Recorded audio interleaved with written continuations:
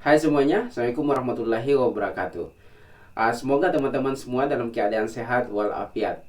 Nah, sebelumnya kita sudah membahas tentang teknik pengumpulan data dalam penelitian kualitatif. Ada 3 step di situ, yaitu mengetahui informasi yang dibutuhkan atau data yang dibutuhkan. Yang kedua adalah menentukan cara mendapatkan data tersebut, dan yang ketiga adalah merencanakan teknis pengambilan data di lapangan.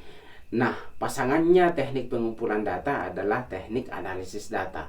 Teknik pengumpulan data itu tidak cukup kalau kita tidak rencanakan juga teknik analisis data. Banyak teman-teman saya, termasuk saya, ketika S1 menghindari penelitian kualitatif karena menganggap analisis datanya sangat sulit. Jadi skripsi saya waktu S1 adalah kuantitatif. Tapi belakangan saya belajar kualitatif, dan saya coba ternyata tidak seribet yang saya bayangkan dulu. Dan bulan ini saya juga sedang melakukan pengambilan data penelitian kualitatif. Mungkin saja ada di antara teman-teman yang berpikir demikian, yang menganggap penelitian kualitatif sulit, atau mungkin ada yang masih memilih antara kuantitatif dan kualitatif. Maka pada kesempatan ini kita akan bahas teknik analisis datanya, dan teman-teman bisa menentukan penelitian apa yang akan dipilih. Nah, secara garis besar ada beberapa tahapan yang akan dilalui dalam analisis data penelitian kualitatif. Setelah pengumpulan data, kita akan melalui yang namanya transkrip data, familiarisasi data, coding, dan identifikasi tema, dan selanjutnya interpretasi dan penyajian data. Itu biasanya dilakukan di bab 4 pada skripsinya. Nah, step yang pertama adalah transkrip data. Nah, kalau kita sudah melakukan pengambilan data, dalam konteks ini misalnya kita pakai wawancara, maka kita akan dapat data itu dalam bentuk rekaman audio atau video. Karena ketika kita wawancara kan umumnya kita pakai rekaman, jarang kita catat-catat saja tanpa merekam. Nah, itu kan masih dalam bentuk suara. Nah, transkrip adalah data dalam bentuk tulisan atau teks. Nah, ketika kita buat transkrip, maka kita ubah suara dari audio atau video tersebut ke dalam tulisan. Nah, ada namanya verbatim. Verbatim itu sama persis yang diucapkan oleh responden. Misalnya bahasa daerah, istilah-istilah gaul misalnya, atau istilah yang tidak dipahami oleh peneliti dan sebagainya, itu ditulis sama persis dalam bentuk teks. Itu yang namanya verbatim. Nah, dalam mentranskrip data, jangan abaikan tertawa, mumbling, atau filler dan sebagainya yang bisa jadi sekilas itu tidak berkaitan dengan informasi yang kita butuhkan. Apa misalnya kayak begitu, itu filler. Atau misalnya oke, atau itu ditulis juga kalau kita pakai verbatim. Jadi sama persis, kita tidak abaikan itu. Kenapa? Karena itu bisa jadi mengandung makna di situ. Bahkan banyak peneliti memasukkan tanda nonverbal dan bahasa tubuh ke dalam transkripnya. Misalnya diam. Ketika wawancara, partisipannya diam. Diam ini bisa berarti lagi berpikir, atau malu, atau setuju terhadap pernyataan peneliti, atau makna yang lain. Makanya di situ peneliti memasukkan bahasa nonverbal atau bahasa tubuh itu ke dalam transkripnya, karena ada makna yang terkandung di situ. Nah, proses mentranskrip ini adalah pekerjaan yang sangat sulit bagi saya. Tantangannya di sini kalau penelitian kualitatif mentranskrip itu. Kalau verbatim biasanya 4 kali lebih lama dari proses wawancara. Misalnya kalau 10 menit wawancara, maka itu kalau mentranskripnya bisa jadi 4 kali. 4 kali 10 menit, jadi bisa jadi 40 menit. Bahkan lebih. Kalau Anda sudah terbiasa, ya bisa jadi 4 kali, 3 kali lebih lama dari aslinya. Tapi pengalaman saya lebih lama lagi. Saya pernah melakukan penelitian, transkripnya kebetulan ada dalam penelitian. Saya bayar orang untuk mentranskrip data saya. Tapi pernah juga saya bersama dengan profesor saya di Universitas Negeri Makassar, saya ambil data dan saya transkrip sendiri. Kalau misalnya orang lain yang mentranskripkan, sampaikan ke orang tersebut untuk tidak mengabaikan aspek nonverbal atau bahasa tubuh atau filler mumbling yang saya sampaikan tadi. Itu harus jangan diabaikan, karena sekali lagi bisa jadi ada makna di situ. Kenapa harus dibuat transkrip? Ya, transkrip itu dibuat supaya tidak bias datanya. Jangan sampai kita salah persepsi terhadap apa yang disampaikan oleh partisipan. Jadi kalau transkrip sama persis, kita punya kesempatan lebih besar untuk mengolah data itu lebih baik. Nah, meskipun kita bisa meminta orang lain untuk mentranskripkan, saya sarankan untuk peneliti mentranskrip sendiri datanya. Ini penting untuk step yang selanjutnya. Nah, step selanjutnya adalah familiarisasi data. Kita akrab dengan data kita. Jadi, saking familiarnya kita ingat bahwa responden A mengatakan ini. Oh, kira-kira informasi tentang ini berada di baris ini di transkripnya. Tidak dihafal juga, tidak dihafal, tapi dia familiar sehingga bisa jadi lebih gampang untuk mencari informasi yang dibutuhkan di transkripnya. Nah, bagaimana caranya? Ya, kita harus baca transkrip itu atau data yang lain. Kalau tidak pakai transkrip, berulang-ulang. Jadi baca, setelah dibaca, baca lagi sampai familiar, sampai paham. Kalau misalnya audio, ya dengar audionya berkali-kali. Kalau video, nonton videonya berkali-kali. Sambil membaca, mendengar, atau menonton datanya, itu peneliti bisa membuat catatan atau meringkas supaya lebih familiar. Jadi seakan-akan kayak orang kuliah. Cara ini, maksudnya membaca, mendengar, atau menonton berulang-ulang, itu sangat penting, khususnya jika peneliti tidak mentranskrip sendiri datanya. Itulah kenapa saya sarankan tadi kalau bisa peneliti mentranskrip sendiri, karena ketika dia mentranskrip itu salah satu proses untuk familiar dengan datanya. Nah, step yang ketiga dalam analisis data penelitian kualitatif setelah transkrip dan familiarisasi data adalah membuat kode atau istilahnya coding. Dalam referensi lain teman-teman akan menemukan indexing. Kode adalah kata atau frasa sebagai tanda atau tag atau label pada transkrip. Nah, yang di coding ini bisa kata, bisa frase, bisa kalimat atau paragraf dalam transkrip.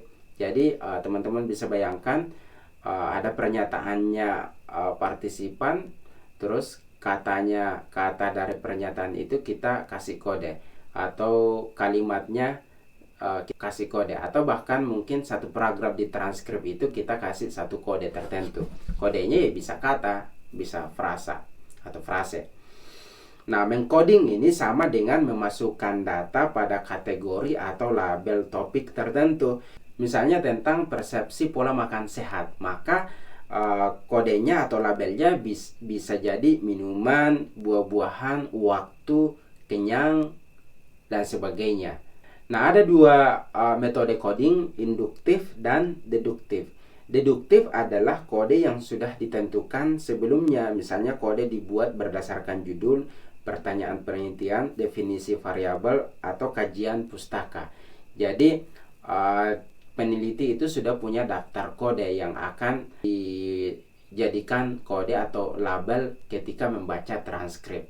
Kenapa dia sudah punya? Karena kode itu dibuat berdasarkan judulnya. Dia sudah punya judul sebelumnya, kajian pustaka sebelumnya. Jadi dia punya panduan bahwa informasi ini yang saya akan butuhkan. Ketika dapat informasi ini, maka saya akan kasih kode ini. Nah, induktif adalah kode yang ditentukan berdasarkan data transkrip muncul saat peneliti membaca. Jadi jumlahnya akan sangat banyak. Jadi tidak ditentukan sebelumnya. Ini peneliti membaca transkrip yang jumlahnya sangat banyak. Tiba-tiba dia baca misalnya tentang penyakit MAH yang dialami oleh salah satu responden, maka dia bisa kasih kode penyakit, dan tentunya jumlahnya akan sangat banyak karena belum ditentukan oleh peneliti. Membuat kode bisa dilakukan langsung di Microsoft Office Excel, ditulis berdasarkan baris. Jadi baris pada file Excel itu sangat penting, tidak boleh diubah. karena itu yang akan menjadi acuan kita ketika mencari kode. Bisa juga langsung di Microsoft Office Word dengan cara menulis pakai menu comment itu. Kalau kita misalnya kita blok informasi dalam transkrip itu, terus kita kasih komen, maka otomatis komen kita akan muncul di marginnya sebelah kanan kita. Terus kita kasih kode di situ, kode apa yang kita mau tulis, misalnya buah, penyakit, sehat, dan segala macam. Bisa juga kita print transkripnya, terus kita warnai di stabilo, terus kita tulis kodenya di samping di marginnya. Jadi kayak menulis komen pada file Microsoft Office Word tadi. Nah, ada juga yang menggunting transkrip yang sudah di print lalu disimpan atau dimasukkan ke dalam amplop kode. Jadi ada berapa amplop, banyak amplop. Satu amplop itu menggambarkan satu kode tertentu. Terus informasi yang didapat dalam transkrip itu digunting, terus dimasukkan ke dalam amplop sesuai kode yang menurut kita kode dari transkrip yang kita gunting tersebut. Nah, cara yang lebih efektif yang digunakan oleh peneliti kualitatif adalah dengan memakai software penelitian kualitatif. Jadi ada banyak software yang bisa digunakan, dan sayangnya sejauh ini yang saya tahu semuanya berbayar. Yang paling populer itu adalah NVivo, Quirkos, ini yang baru saya lihat kemarin juga, ada MaxQDA, Atlas.ti, dan lain-lain. Masih banyak lagi software yang berkaitan dengan analisis data penelitian kualitatif, tapi yang lebih populer itu adalah NVivo. Nah, setelah kita melakukan coding atau transkripnya sudah diberi kode, maka kita buat dokumen yang baru berisi semua kode tersebut. Jadi kita copy saja informasi tersebut ke dalam dokumen yang baru. Nah, contoh coding dengan Office Word kita bisa lihat di sini.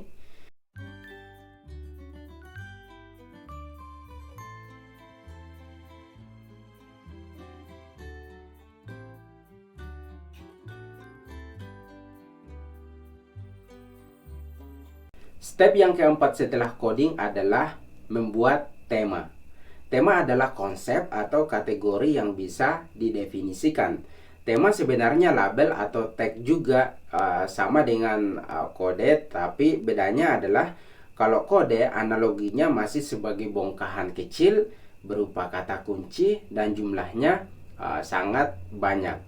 Nah, sedangkan tema itu bentuknya lebih besar atau lebih umum dibandingkan dengan kode, dan terdefinisi berupa kata kunci atau frase yang relevan dengan pertanyaan atau konsep penelitian kita.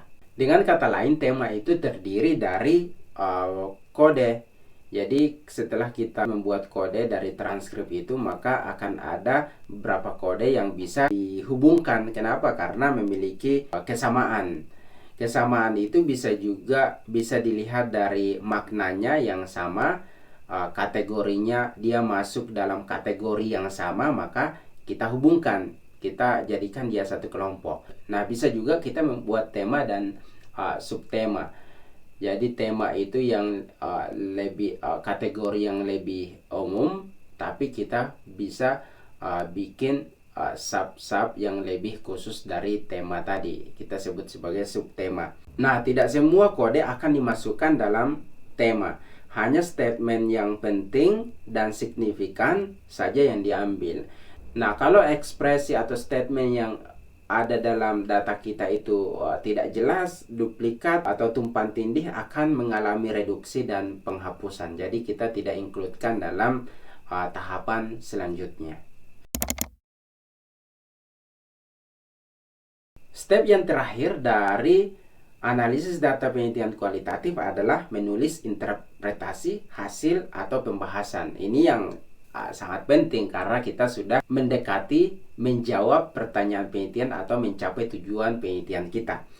Nah, dari proses membandingkan dan menghubungkan tema ini, peneliti akan memberikan interpretasinya, hasil penemuannya atau hasil penelitiannya, kesimpulannya, sarannya, dan pendapat lainnya yang berkaitan dengan tema yang dihubungkan tadi atau diinterpretasikan.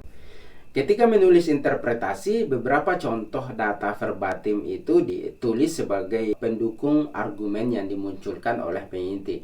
Misalnya peneliti menyimpulkan atau memberikan pendapatnya berdasarkan tema atau data yang dia analisis, dia kemudian memasukkan data verbatim di transkrip tersebut untuk mendukung statement peneliti.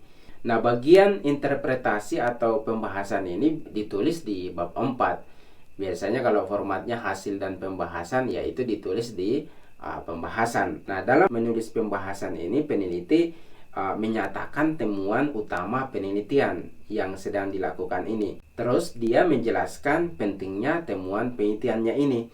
Dan kemudian dia bisa mengaitkan temuan penelitian ini dengan penelitian serupa sebelumnya.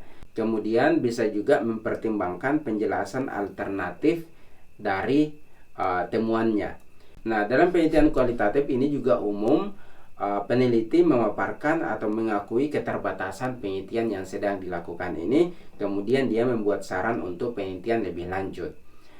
Nah, inilah pintunya untuk masuk di bab 5, karena bab 5 itu adalah kesimpulan dan saran. Kesimpulan dan saran ini ditarik juga dari bab 4 tadi. Makanya sangat penting untuk mengerjakan interpretasi dan pembahasan ini dengan baik, karena itu akan digunakan sebagai bahan di bab 5. Nah, teman-teman perhatikan di sini bahwa penelitian kualitatif itu sangat subjektif. Kenapa? Karena ini sangat dibutuhkan intelijensi, kematangan emosi dan mental dari penelitinya. Dia harus menginterpretasikan makna. Maka kalau misalnya dia tidak terlalu, penelitinya tidak terlalu bagus analisanya untuk menghubungkan atau menginterpretasikan dari kata-kata tersebut, itu bisa jadi interpretasinya tidak terlalu akurat. Jadi itulah kenapa penelitian kualitatif itu subjektif, dilihat dari sudut pandang penelitinya. Sudut pandang respondennya pun demikian. Responden memberikan pendapatnya, itu sudah kategori pendekatan subjektif. Nah, saya ulang, secara umum ada 5 tahapan yang dilalui dalam analisis data penelitian kualitatif. Yang pertama adalah membuat transkrip data, biasanya verbatim. Yang kedua adalah familiarisasi data. Yang ketiga adalah coding atau indexing, yaitu membuat kode. Yang keempat adalah membuat tema. Yang terakhir adalah interpretasi dan pembahasan. Saya kira kalau teman-teman perhatikan, ya tidak terlalu sulit juga, tidak terlalu ribet juga, tidak harus menggunakan rumus-rumus statistik. Jadi dari penjelasan ini mungkin teman-teman ingin mencoba melakukan penelitian kualitatif. Saya kira itu yang bisa saya sampaikan berkaitan dengan teknik analisis data penelitian kualitatif. Kalau ada komentar, ada pertanyaan, teman-teman bisa tulis di kolom komentar di bawah video ini. Terima kasih sudah menonton. Sampai jumpa. Assalamualaikum warahmatullahi wabarakatuh.